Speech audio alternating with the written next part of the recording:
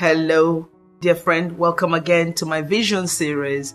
And now we're looking at number 5 point in the vision series. And we're discussing what an apostolic center is and what an apostolic resource center is. That word resource, we're going to be talking about.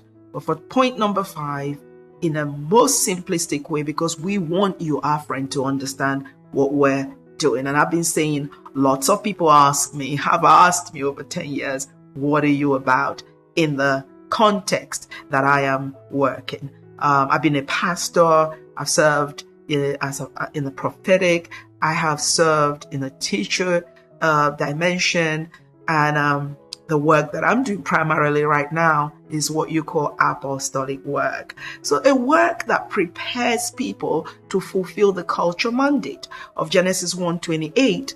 And again, taught by Jesus in Matthew 28 verse 19 as the Great Commission to go into the world and make disciples of the nations. So the fifth point I want to highlight of an apostolic center is that it is a sending center. It is not a retaining center. It is a sending center.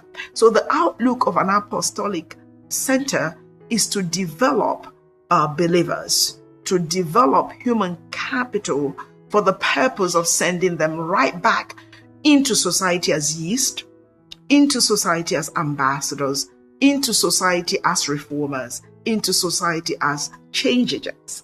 I've been in this work for nearly 12 years, and we do have fruit, which is also demanded of apostolic ministry, that there has to be fruit.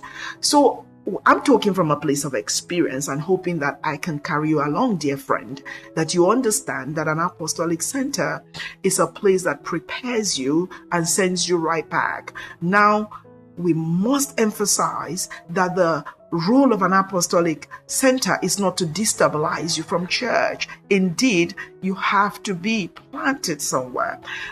It's not a case of either or. Remember, I've been saying that, emphasizing that it's either and.